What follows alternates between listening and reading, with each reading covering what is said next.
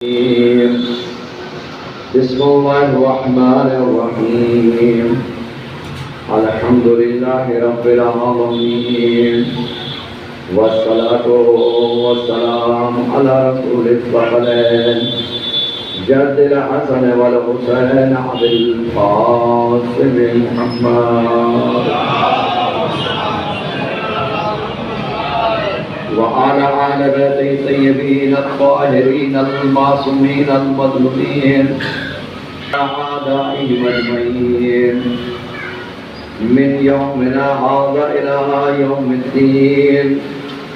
أما بعد فقال الله تبارك وقوله الحق بسم الله الرحمن الرحيم واعتصموا بحبل الله جميعا ولا تفرقوا.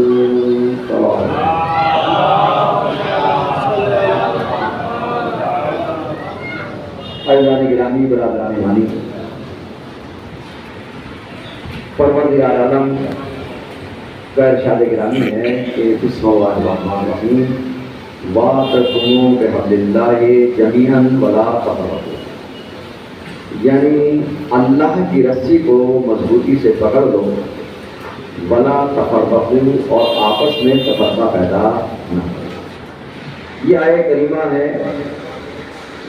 جسے کم از کم مسلمان زیادہ نہ صحیح تو سال میں ایک مرتبہ تو پڑھتا ہی ہوگا. یعنی سب نہ صحیح اکثریت جو ہے اس آیت کو پڑھتی ہے کہ پروردگار عالم اغیار کے لیے نہیں مسلمانوں کو دعوت دیتے ہوئے دے رہا ہے. یعنی مسلمانوں سے مخاطب ہے. قرآن کس کی کتاب ہے؟ مسلمانوں کی کتاب ہے. جب قرآن مسلمانوں کی کتاب ہے تو دعوت کس کو ہے؟ انہی کے لیے کہ اللہ کی رسی کو مضبوطی سے پکڑ لو اور آپس میں تفرقہ پیدا نہ کرو. یعنی اس کا مطلب یہ کہ اللہ کو اتحاد پسند ہے، اللہ کو اختلاف پسند نہیں ہے. یعنی قرآن اختلاف پسند نہیں چاہتا، اختلاف نہیں چاہتا، قرآن اتحاد چاہتا ہے. اور یہ بات بالکل واضح مسلم ہے کہ اختلاف ہمیشہ تنزل اور پستی کی طرف لے کر جاتا ہے اور اتحاد ہمیشہ بلندی کی طرف لے کر جاتا ہے. یہ ہمیشہ دیکھیے، کبھی کبھی انسان یہ سمجھتا ہے کہ اختلاف کرنے سے ہم نمایاں ہو جائیں گے. نہیں، تو یاد رکھیے اختلاف کرنے سے تفرقے تو ہو سکتے ہیں، 72 اور 73 میں تو تقسیم ہو سکتے ہیں، لیکن امت واحدہ پیدا کرتے ہیں. اور جب کہ قرآن کیا کہہ رہا ہے؟ قرآن کہہ رہا امت واحدہ، یعنی یہ ایک امت ہے. لیکن بہرحال وہ بات کہتے ہیں کہ بعض چیزیں ایسی ہیں کہ جو ہم سبھی مسلمانوں نے اختیار کر لی. اس لیے نبی نے فرمایا میری امت 73 فرقوں میں ہوگی، تو لہٰذا ہونی تو ہے، تو عزیزوں جو ہونی ہے، جو کر رہا ہے، تو وہ کس عمر میں جائے گا؟ اس لیے کہ نبی نے تو فرمایا ہونی ہے، اس لیے کہ نبی نے فرمانے کا مطلب غیب کی خبر دی ہے کہ ایسا ہوگا. لیکن اگر ایسا ہوگا تو اس کو ہم تو نہ کریں، ہم تو فرقوں میں نہ بانٹیں، ہم تو کم سے کم ایک کہیں کہ امت واحدہ ہیں. اگر نبی غیب کی خبریں دے رہا ہے تو اس کا مطلب یہ کہ نبی کے اس قول کو پورا کرنے والے ہم ہی ہیں. اسی طریقے سے ہمارے برادران جو خاص طور پر امت مسلمہ کے اندر جو ایک اہل بیت کے چاہنے والے وہ بھی ذرا سی فکر یہ لے کر آ جاتے ہیں. اس لیے کہ نبی کی جو حدیث ہے نا کہ جب ایک زمانہ آئے گا جب دنیا ظلم و جور سے بھر جائے گی تو کیا ہوگا؟ ایک امام آئے گا جو انصاف سے بھر دے گا، تو ہم ظلم و جور کر کے گناہ کر کے اس زمین کو گناہ سے بھر رہے ہیں، ظلم و جور سے بھر رہے ہیں. تاکہ امام آئے تو ہم تو امام کے آنے کی بات تیاری کر رہے ہیں. ایسے امام کے آنے کی تیاری یعنی جہاں گناہوں کے ذریعے سے اگر گھر کو خراب کرنے سے مہمان کا استقبال ہوتا ہے تو آپ کو یہ استقبال مبارک ہو. لیکن ہم نے تاریخ میں یہ دیکھا ہے کہ جب مہمان کو بلایا جاتا ہے تو گھر کو پہلے شفاف کیا جاتا ہے. غیر ہوتا ہے جو گندگیاں پھیلاتا ہے، اپنا ہوتا ہے جو صاف کرتا ہے. پر یہی اپنے اندر اتار کر دے کے جو قوم میں اختلاف پھیلاتا ہے وہی قوم کا دشمن ہے. جو اتحاد کی باتیں کرتا ہے وہی قوم کا لیڈر ہے، وہی قوم کا ہے. سلام بھیجے محمد والے. اختلاف نہ خدا کو پسند ہے نہ قرآن کو پسند ہے. اس لیے حدیث سے واعتصموا بحبل اللہ جمیعا ولا تفرقوا، یہ اللہ کی رسی کو مضبوطی سے پکڑ لو. آیت مبارکہ کی کیونکہ مہینہ ماہ ربیع الاول ہے. چند شخصیت میں نے خطبہ بیان کی بات تھوڑا کوشش کر کے بیان کر دیتا ہوں. پہلی ذات ظاہر ہے کہ خود نبی نے فرمایا آیت قرآن کیا ہے؟ اللہ کی رسی کو مسجد سے پکڑو، جو قرآن سے ٹکرا جائے تو اس حدیث کو پھینکو، دیوار پہ دے مارو، یعنی جو ہے اسے قبول نہ کرو۔ اور اگر حدیث جو ہے وہ قرآن سے مطابقت کرے تو پھر اس حدیث کو قبول کرو۔ اب قرآن کیا کہہ رہا ہے کہ آپس میں تفرقہ نہ ڈالو، حدیث لانے والے لے کر آئے، کیا قرآن کیا کہہ رہا ہے؟ قرآن کہہ رہا ہے کہ تفرقہ نہ ڈالو، حدیث لانے والے کیا لے کر آئے کہ امت کا اختلاف کیا وہ رحمت ہے۔ اس کا مطلب یہ ہے کہ نہ تو قرآن کو پتا اور اللہ نے اعلان کر دیا، تو یا تو پھر یہ صاحب عقل زیادہ ہیں یا پھر یہ کہ پروردگار صاحب عقل ہے۔ تو اس پروردگار کے بارے میں تو شبہ کیا نہیں جا سکتا، اس لیے کہ وہ کل عقل ہے۔